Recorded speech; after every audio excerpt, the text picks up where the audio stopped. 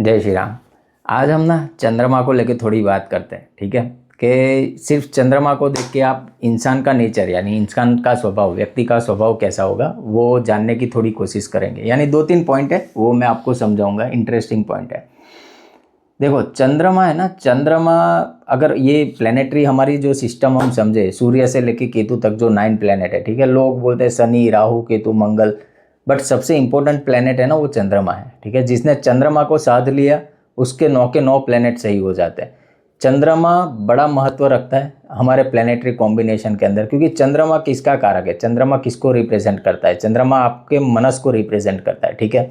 आपके माइंडसेट को बताता है, आप क्या सोचते हो, आप क्या विचारधारा रखते हो, ठीक है।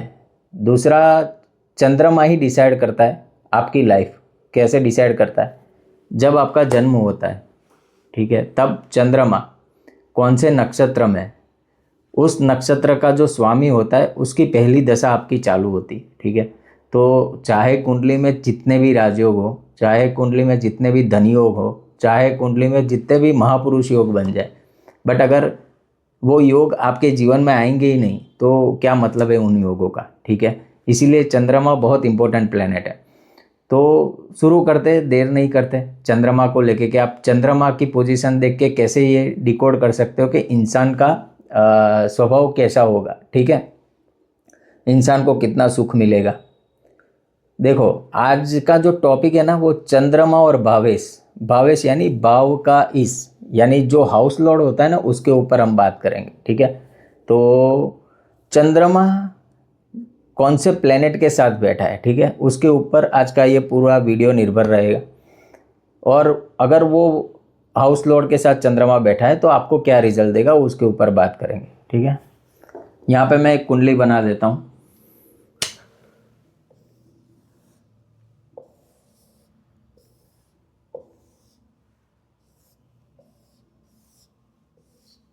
मान लो ये तुला लग्न की कुंडली है,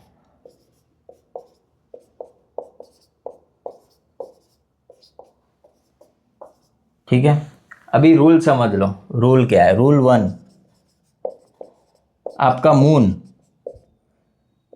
ठीक है, first house Lord, fourth house Lord, fifth house Lord, 11th house Lord, ठीक है। कितने हो गए, फर्स्ट, फोर्थ, फिफ्थ, 11th, ये 4 लॉर्ड हो गए। यानी चंद्रमा फर्स्ट हाउस लॉर्ड के साथ हो, फिफ्थ हाउस लॉर्ड के साथ हो, फोर्थ हाउस लॉर्ड के साथ हो, फिफ्थ के साथ हो या 11th के साथ हो, ठीक है। तो उससे आपको क्या बेनिफिट मिलेगा, कैसा रिजल्ट मिलेगा। अभी यहाँ कंसिडर करें इसी कॉन्सेप्ट को, तो आपका फर्स्ट हाउस लॉर्ड कौन होगा, वीनस, ठीक है। तो फिर कुंडली में कहीं पे भी वीनस मून साथ में बैठ जाए, मान लो यहाँ पे बैठ गए दोनों वीनस मून, तो क्या होगा, चंद्रमा का संबंध किससे बन गया, फर्स्ट हाउस के साथ बन गया, फर्स्ट हाउस लॉर्ड के साथ। फोर्थ हाउस लॉर्ड कौन है यहाँ पे, शनि, ठीक है। मान लो अभी यहाँ पे नहीं है बट कहीं और बैठ गया सैटर्न मून साथ में कुंडली के अंदर, तो क्या होगा, फोर्थ के साथ इसका संबंध बन गया। फिफ्थ लॉर्ड भी सैटर्न ही है, ठीक है। इस कुंडली में तो सैटर्न ही है, अगर ये कुंडली नहीं होती दूसरी कोई होती तो देखो 5वें घर में कौन सी राशि है, ठीक है, और उसका स्वामी कौन है, अगर उसके साथ चंद्रमा बैठा है तो वो कंसीडर करो। फिर 11th में कौन है, ये सूर्य की राशि है 5 नंबर, मान लो सन मून इकट्ठा बैठ गए, ठीक है। तो अगर आपका चंद्रमा प्रथम भाव के स्वामी के साथ, चतुर्थ भाव के स्वामी के साथ, पंचम भाव के स्वामी के साथ या आपके लाभेश के साथ, ठीक है, कुंडली में कहीं पे भी बैठा है, इस इंसान को जितने भी राजयोग होते हैं ना कुंडली के अंदर, मान लो जो भी धन योग बन रहा है, केंद्र त्रिकोण का राजयोग बन रहा है, विपरीत राजयोग बन रहा है, लग्न का शुक्र, लग्नेश का शुक्र के साथ संबंध बन रहा है, तो पंच महापुरुष योग बन रहे हैं, यानी जितने भी राजयोग कुंडली के अंदर बनते हैं और उन राजयोग से जो प्रतिफल मिलने वाला है, उन राजयोग का जो रिजल्ट मिलने वाला है वो बहुत फास्ट मिलता है, बहुत फास्ट मिलता है। क्योंकि चंद्रमा क्या है, चंद्रमा सबसे फास्ट गति करने वाला प्लेनेट है, ठीक है। तो जब भी राजयोग आप कुंडली के अंदर देखो ना तो ये चीज़ देखनी पड़ेगी कि चंद्रमा किस हाउस लॉर्ड के साथ बैठा है। जैसे लग्न को देखते हैं हम, लग्नेश कितना बली है, ठीक है, उसके ऊपर से राजयोग का क्या प्रमाण है, राजयोग इसके जीवन में कैसे फलित होगा, कितने प्रमाण में फलित होगा, ठीक है, वो सारी चीज़ें हम कंसिडर करते हैं। उसी हिसाब से चंद्रमा को देखना भी अति आवश्यक है, क्योंकि चंद्रमा अगर इन हाउस लॉर्ड के साथ बैठा है ना, तो आपको जो जीवन में सुख मिलने वाला है, सुख की जो मात्रा है वो फास्ट मिलेगी। समझ गए आप? जितना जल्दी हो सके ये चंद्रमा आपको वो सुखों की प्राप्ति करवाएगा। बताओ ये चीज़ इंपॉर्टेंट है कि नहीं है? कमेंट में लिख के मुझे बताना। अभी ना धीरे धीरे मैं आपके सारे डाउट दूर करूंगा। जो आपके दिमाग में डाउट्स रहते हैं ना कि सर मेरा तो ये चल रहा है, राजयोग चल रहा है, मेरा धन योग चल रहा है, मुझे क्यों नहीं मिल रहा है। आप चंद्रमा की स्थिति देखो, लग्नेश की स्थिति देखो। अगर लग्नेश और चंद्रमा दोनों आपके अकॉर्डिंग चल रहे हैं कुंडली के अंदर, तो जितने भी राजयोग बन रहे हैं ना, सबका रिजल्ट आपको मिलेगा। ठीक है, ये एक पॉइंट हो गया। अभी दूसरा पॉइंट लेते हैं। रूल 2, चंद्रमा आपका second house Lord, 7th house Lord, 10th house Lord. क्या कहा मैंने? चंद्रमा आपका धनेश के साथ, सप्तमेश के साथ और आपके दसम भाव के स्वामी के साथ, अगर कुंडली में कहीं पे भी साथ में बैठा है। ठीक है, यहाँ पे कौन हो गया? धनेश, मंगल हो गया। मान लो मंगल और मून यहाँ ही बैठ गए, तो इसका संबंध क्या हो गया? चंद्रमा का संबंध धनेश के साथ हो गया। यहाँ पे सप्तमेश कौन है? सप्तमेश भी मंगल ही है, तो मंगल के साथ अगर चंद्रमा बैठ गया, यहाँ तो खुद ही मंगल है, खुद ही चंद्र है, 10th लॉर्ड ही चंद्र है। ठीक है, तो उससे तो युति होगी नहीं। बट जब कभी भी ये युति होती है, 2nd, 7th और 10th के लॉर्ड के साथ चंद्रमा मिलता है, ये व्यक्ति ना कैसा होगा? स्वभाव से इंडिपेंडेंट नेचर वाला।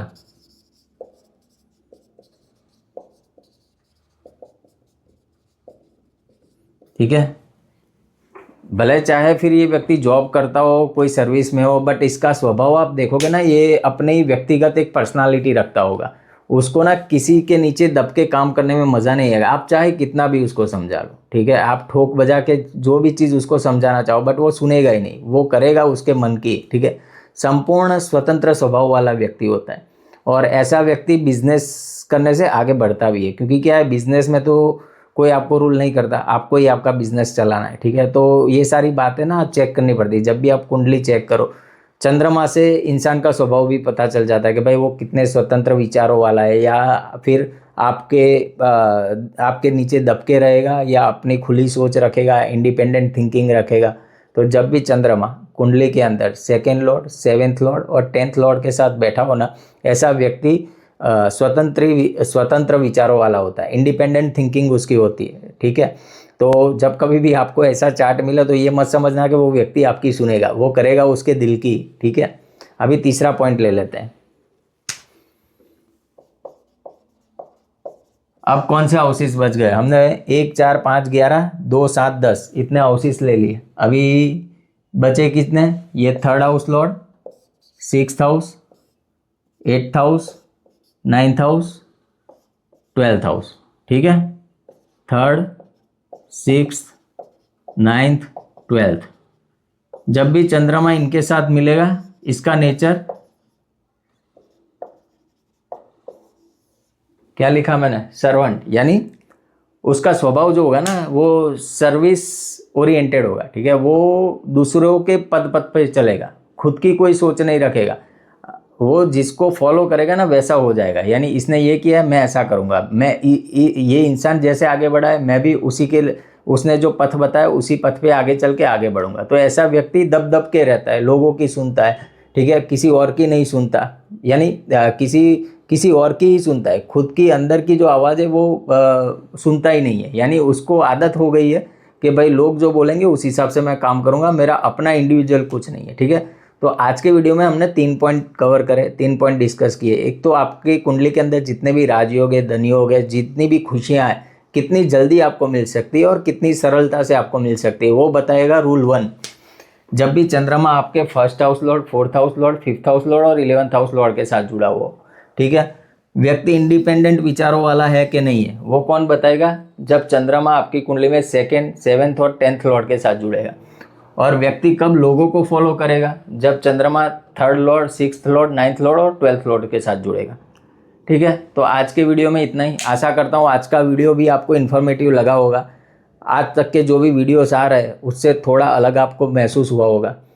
ठीक है, तो अभी मिलेंगे नेक्स्ट वीडियो में, तब तक के लिए जय श्री राम।